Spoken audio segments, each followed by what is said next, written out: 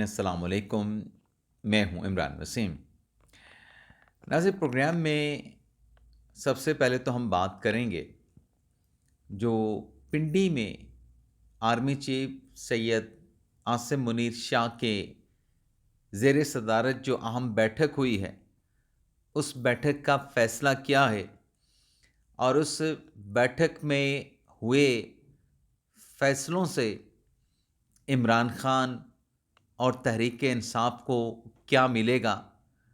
اور پھر جو اس اجلاس یا بیٹھک کے اعلیٰ فوجی افسران جو شرکا تھے، انہوں نے اپنے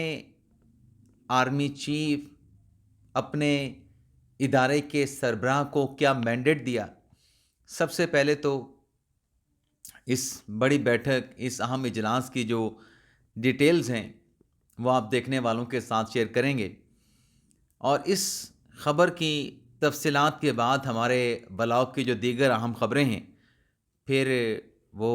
تفصیلات بھی آپ ناظرین کے خدمت میں پیش کریں گے۔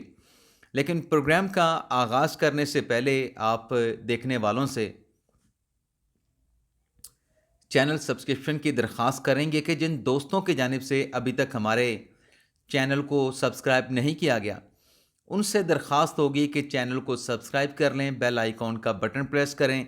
ویڈیو اگر پسند آئے تو اسے لائک بھی کریں اور شیئر بھی کریں۔ تو معاملہ ناظرین یہ ہے کہ جو پنڈی میں آرمی چیف حافظ سید عاصم منیر شاہ کی زیر صدارت جو اہم اجلاس ہوا ہے، یہ ناظرین ماہانہ کور کمانڈر جو کانفرنس ہوتی ہے اس سے ہٹ کے اجلاس تھا، اور اس اجلاس میں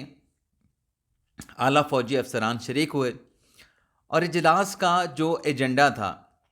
وہ تھا ملکی جو داخلی اور خارجی صورتحال ہے، اور پھر جو ایک اور پوائنٹ ہوتا ہے اس قسم کے پنڈی جی ایچ کیو میں ہونے والے میٹنگز میں، اجلاس میں،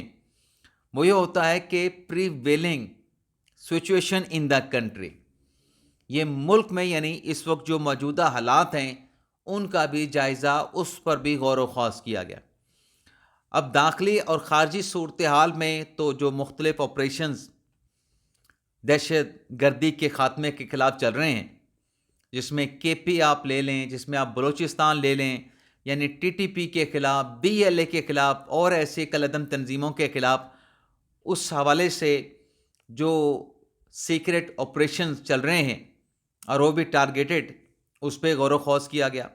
اس کی کامیابیوں کا جائزہ لیا گیا، اور اس میں جو مسائل ہیں، جو لاجسٹکس ایشوز آتے ہیں اور بھی جو اس سے جڑی جو چیزیں ہیں اس کے اوپر بھی غور و خوض کیا گیا،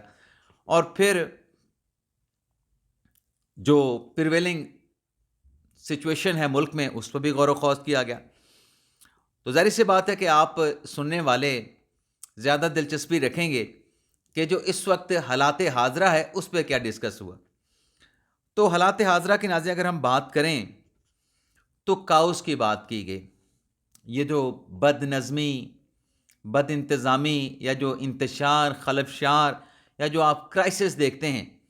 ایک تو اس کو لارجر پکچر میں دیکھا گیا، اور پھر اس کاؤس کے جو ایجنٹس ہیں،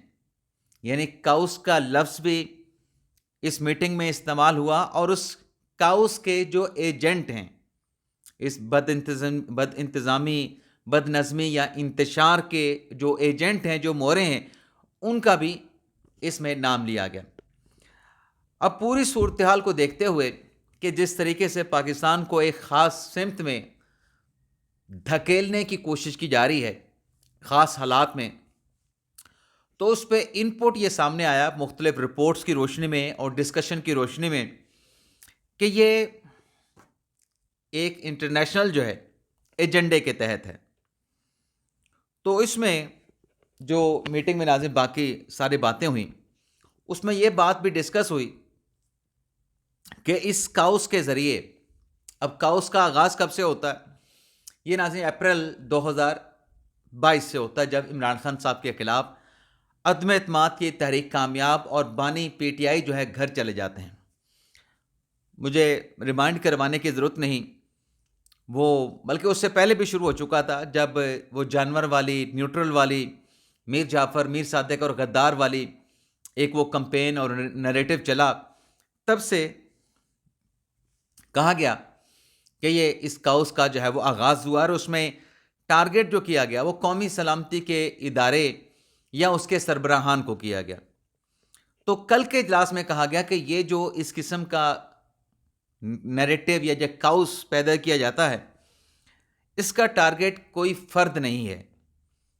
یعنی قومی سلامتی کے ادارے ہوں یا پھر باقی ادارے ہوں، کوئی فرد یا 2-3 افراد نہیں ہیں۔ اس کے نتیجے میں جو ٹارگٹ ہو رہا ہے وہ پاکستان ہو رہا ہے، پاکستان کی سالمیت اس میں ٹارگٹ ہو رہی ہے،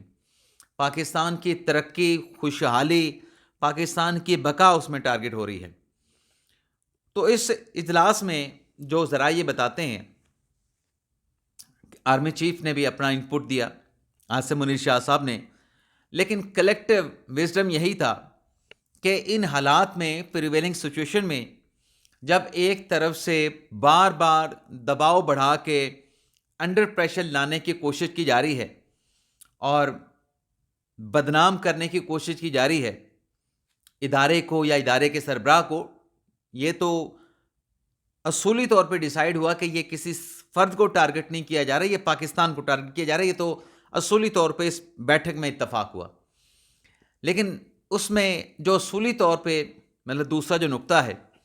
وہ یہ ڈیسائیڈ ہوا کہ جلد بازی میں کوئی فیصلہ نہیں کیا جائے گا۔ نشاندہی تو ہے کہ یہ کاؤس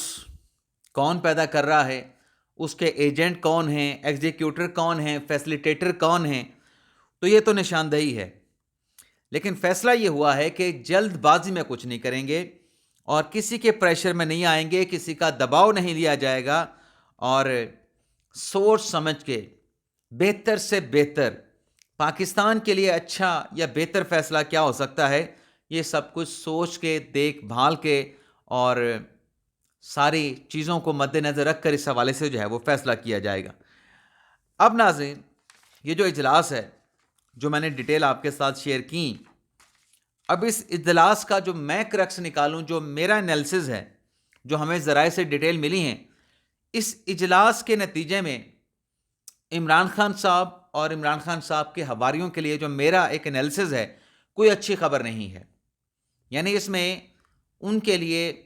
وہ جو عمران خان صاحب کہتے ہیں نا کہ دباؤ بڑھا کے ہم نے ادارے کو انڈر پریشر لے کے آنا ہے اور مذاکرات کے ٹیبل پر لے کے آئیں گے، تو وہ والی بات جو ہے، جو مینڈیٹ افسران سے آرمی چیف کو ملا تھا، وہ والی جو دال عمران خان صاحب گلانا چاہتے ہیں، وہ عمران خان صاحب کی دال گلتی ہوئی نظر نہیں آ رہی۔ جب خان صاحب کی دال گلتی ہوئی نظر نہیں آ رہی تو اس کا مطلب ہے عمران خان صاحب کے لیے اور پی ٹی آئی کے حواریوں کے لیے یا پی ٹی آئی والوں کے لیے اس اجلاس سے کوئی ٹھنڈی ہوا کا جھونکا نہیں۔ ابھی آج کا اجلاس ہے، کل کا اجلاس ہے، آنے والے دنوں میں کیا صورتحال بنتی ہے، لیکن فی الحال اب تک کی صورتحال یہی ہے کہ خان صاحب کے لیے کوئی اچھی خبر یا کوئی بات بنتی یا کوئی دال گلتی ہوئی نظر نہیں آ رہی، اور اس میں جو فیصلہ ہے یہ کاؤس اور کاؤس کے جو ایجنٹ ہیں انہیں بڑے طریقے کے ساتھ ایکسپوز کرتے ہوئے، قانون کے دائرے میں لاتے ہوئے ان کو کیسے شکنجہ کسنا ہے، کیسے لانا ہے، کیا کرنا ہے، ان تمام چیزوں پر بھی جو ہے وہ غور و خوض کیا گیا کہ ادارے کیا کر رہے ہیں، کیا نہیں کر رہے، آگے کیا ہوگا۔ اور اس میں یہ نہیں کہ کوئی جلد بازی میں کسی کو ہیرو بنایا جائے گا، ہیرو بنانے والی بات بھی نہیں ہوگی، یہ بھی اس میں ذرائع بتاتے ہیں کہ ہیرو بنانے والی بات بھی نہیں ہوگی، جو ہوگا ایک سموتھ طریقے سے ہوگا۔ تو ایک تو ناظرین یہ بیٹھک ہوگی۔ اس کے علاوہ ناظرین اب باقی خبروں پہ آ جاتے ہیں جن کا میں نے تھمبنیل پہ ذکر نہیں کیا۔ تو آج اسلام آباد ہائی کورٹ میں آنے سے پہلے عمران خان صاحب کی تینوں بہنیں، علیمہ خان صاحبہ، عظمیٰ خان صاحبہ اور نورنی خانم صاحبہ، جنہوں نے بانی پی ٹی آئی سے ملاقات کے لیے رجوع کیا تھا اے ٹی سی عدالت میں، تو انسداد دہشت گردی کی عدالت نے نہ صرف عمران خان صاحب کی ہمشیرگان کی درخواست کو، ملاقات کی درخواست کو مسترد کر دیا، بلکہ ساتھ میں 10,000 کا جرمانہ بھی کر دیا۔ اب 10,000 کا جرمانہ کیوں ہوا؟ یہ ہوا جیل انتظامیہ کی رپورٹ کی روشنی میں کہ 3 دسمبر کو آپ کو یہ ملاقات کی درخواست دیتے ہیں کہ ہماری بانی پی ٹی آئی کے ساتھ ملاقات کروائی جائے. یہ تو 3 دسمبر کو ملاقات کر چکے تھے، جس پر عدالت نے کہا کہ یہ تو پھر اس طریقے سے تو نہیں ہوتا کہ عدالتی وقت ضائع کیا جائے. آپ کی ملاقات بھی ہو رہی ہے اور آپ آ کے درخواست دے رہی ہیں کہ ملاقات کروائی جائے. تو اس درخواست پر عدالت نے 10,000 کا جرمانہ بھی کیا اور اس درخواست کو خارج بھی کر دیا. اس کے علاوہ ناظرین، کراچی سے گرفتاری ہوئی ہے پاکستان تحریک انصاف کے رہنما اور فکسٹ کے جو بانی تھے عالمگیر خان. انہیں رپورٹس کے مطابق کراچی پولیس نے جو ہے وہ گرفتار کر لیا ہے. اور جب میں ناظرین ولاگ ریکارڈ کر رہا ہوں اب تک تو یہ ڈیٹیل سامنے نہیں آ سکیں کہ عالمگیر خان کو کس افینس کس جرم میں جو ہے وہ گرفتار کیا گیا ہے. اب آ جاتے ہیں ناظرین جو اسلام آباد ہائی کورٹ میں آج بڑے اہم مقدمات کی سماعت ہے. ایک تو بشرا بی بی صاحبہ جن کی آج اڈیالہ جیل میں پی ٹی آئی کے ساتھ بانی پی ٹی آئی کے ساتھ ملاقات ہونی ہے، لیکن اسلام آباد ہائی کورٹ میں ان کی بیل کینسلیشن کی ایف آئی اے کی درخواست لگی ہوئی ہے. اور آپ کو یاد ہوگا کہ توشہ خانہ 2 کیس میں جو ضمانت بشرا بی بی صاحبہ کی ہوئی تھی وہ جسٹس میاں گل حسن اورنگزیب نے منظور کی تھی. تو آج جج صاحب کی عدالت میں ہی بشرا بی بی صاحبہ کی بیل کینسلیشن کے اوپر ایف آئی اے کے جو پروسیکیوٹر ہیں وہ دلائل دینے جا رہے ہیں. تو دیکھتے ہیں کہ اس کیس میں آج ایف آئی اے کیا مارکا سر کرتا ہے بیل کینسلیشن کی درخواست میں، کیونکہ مقصد صرف درخواست دائر کر دینا نہیں، آپ نے عدالت کے سامنے یہ پروو کرنا ہے کہ ضمانت کا استعمال جو ہے وہ غلط کیا گیا اور کیسے کیا گیا، یہ آپ نے پروو کرنا ہے. صرف زبانی طور پہ بتانا نہیں، آپ نے ڈاکومنٹس لگا کے، آپ نے مواد دے کے عدالت کو اس نقطے پہ لے کے آنا ہے کہ یہ سب کچھ ہوا ہے، تو لہٰذا یہ ضمانت کا غلط استعمال لیا ہے، تو لہٰذا بشرا بی بی صاحبہ کی ضمانت واپس لی جائے. تو دیکھتے ہیں کیا ہوتا ہے. اس کے علاوہ علی مین گنڈا پور صاحب جنہوں نے ڈی چوک پر درج کیے گئے مقدمے میں جو اے ٹی اے کی جو دفعات ہے، یعنی اس میں جو دہشت گردی کی دفعات لگائی گئی ہیں، اس کے خاتمے کے لیے اسلام آباد ہائی کورٹ سے رجوع کر رکھا ہے. تو عامر فاروق صاحب چیف جسٹس اسلام آباد ہائی کورٹ اور خاتون جج اسلام آباد ہائی کورٹ سمن رفت امتیاز صاحبہ اس کیس کی آج سماعت کرنے جا رہے ہیں. اس کے علاوہ عمران خان کے خلاف ٹوٹل کتنے مقدمات ہیں ان کی ڈیٹیل کے لیے بھی اسلام آباد ہائی کورٹ سے رجوع کیا گیا ہے. بڑا اہم مقدمہ ہے، دیکھتے ہیں کتنے مقدمات کی ڈیٹیل سامنے آتی ہیں. لیکن آج پی ٹی آئی کے احتجاج میں گرفتار ہونے والے کارکنان کی شناخت پریڈ کے خلاف کہ اے ٹی سی عدالت نے پی ٹی آئی کے کارکنوں مظاہرین کی شناخت پریڈ کے لیے 2 ہفتوں کا وقت کیوں دیا، اس پر بھی آج اسلام آباد ہائی کورٹ میں ڈویژن بینچ جو ہے وہ سماعت کرنے جا رہا ہے. اگر ہم سپریم کورٹ کے کانسٹیٹیوشنل بینچ کی بات کریں تو جسٹس منصور علی شاہ کو جو وفاقی محتسب خاتون وفاقی محتسب کی طرف سے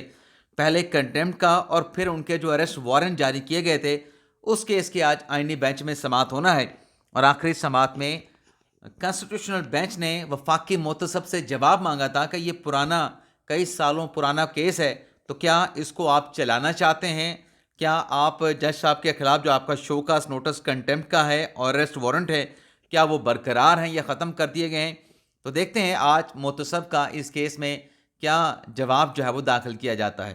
اس کے علاوہ ناظرین گلگت بلتستان کی جوڈیشری کے حوالے سے اہم مقدمہ آج کانسٹیٹیوشنل بینچ میں زیر سماعت آئے گا. کچی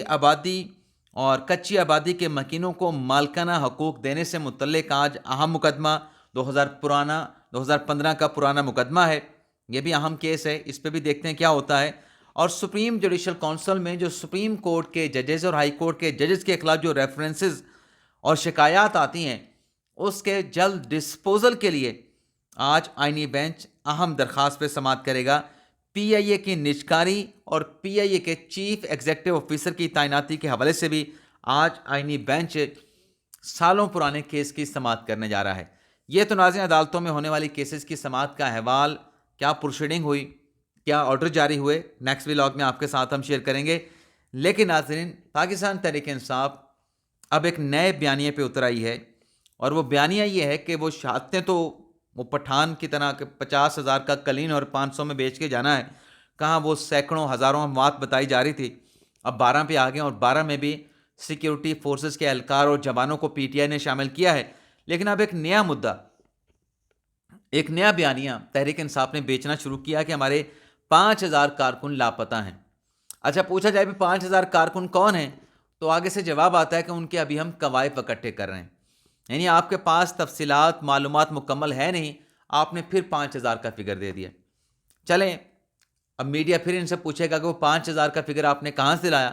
تو اس پہ پھر لاجواب ہو جائیں گے, یا پھر جس سے سوال پوچھا جائے گا وہ جناب جو ہے وہ غصہ ہو جائیں گے. اس کے علاوہ ناظرین مولانا فضل الرحمان صاحب کی جو تشویش تھی کہ اگر مدارس رجسٹریشن کا جو بل ہے وہ اگر منظور نہ ہوا 7 دسمبر تک,